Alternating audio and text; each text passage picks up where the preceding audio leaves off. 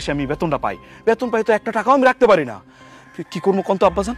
আরে তুমি ব্যাংকে চাকরি করো, তোমার এগুলো বলে দেওয়া লাগে?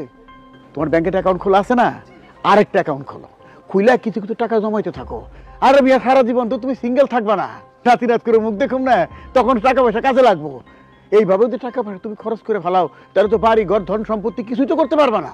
তাই ব্যাংকে অ্যাকাউন্ট খুলে টাকা পয়সা জমাইতে থাকো।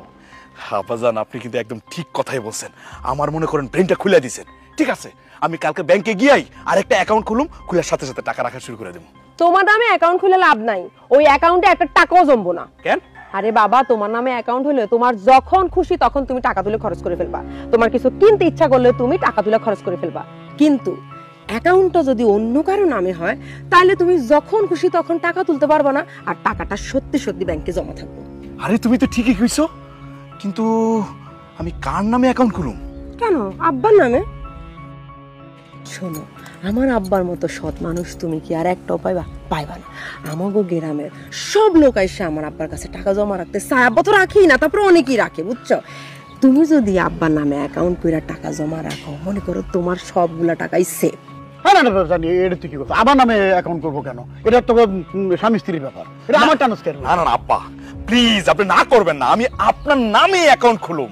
আমি আমার বাপের সফটওয়্যারে বেশি বিশ্বাস করি। আমি জানি তো দুনিয়া যদি উলট পালট হয়ে যায়, আপনি আমার কোনো ক্ষতি করবেন না। মানে তোমার টাকা তুমি অন্যের নামে অ্যাকাউন্ট খুলে কেন জমা রাখবা? তোমার টাকা তুমি নিজের নামে অ্যাকাউন্ট করে সেইখানে জমা রাখবা। শোনো বাবা, টাকা পয়সা খুব খারাপ জিনিস। টাকা পয়সা যখন যার কাছে থাকে সে তখন তার হইয়া যায়। তোমার শ্বশুর অবশ্য ভালো মানুষ, তবে সে যে টাকা পয়সার লোভ সামলাইতে পারবো তার কি কোনো গ্যারান্টি আছে? তাই কইতেছিলাম যে তোমার নামে অ্যাকাউন্ট খুলে সেইখানে তুমি টাকা জমা রাখো। হ্যাঁ বাবাজি, উনি যা বলতে তাই করো। আপনার সাহসের তারিফ করি আমি। হ্যাঁ, আপনি আমার চোর সাব্যস্ত করলেন, আমি পরের টাকা মাইরে খাবো আর নিজের জামাইয়ের টাকা মাইরে খাবো? আমার কি ধন সম্পত্তির কোনো অভাব আছে? বাবাজি, আমি যদি আগে জানতাম যে তোমাদের বাড়িতে বেড়াইতে এসে আমাকে এইভাবে অপমান অপদস্থ হইতে হইব, জীবনেও তোদের বাড়িতে আমি আসতাম না। তোমার বাবার কত বড় সাহস, সে আমার বাবাকে অপমান করে? তুমি যদি এই অপমানের বিচার না করো, আমি এখন এই মুহূর্তে আব্বা নিয়ে এই বাড়ি থেকে চলে যাবো। আব্বা আসো। না না না, কি বলো তানিয়া? তুমি আর আব্বাজান যাইবে মানে? যদি যাইতে হয় অন্যজন যাইবো। আব্বা, আমাদের এই পার্সোনাল ব্যাপারে আপনি নাক গলাইতেছেন কেন? আমি আমার ইনকামের টাকা কার অ্যাকাউন্টে রাখুম না সেটা আমার ব্যাপার।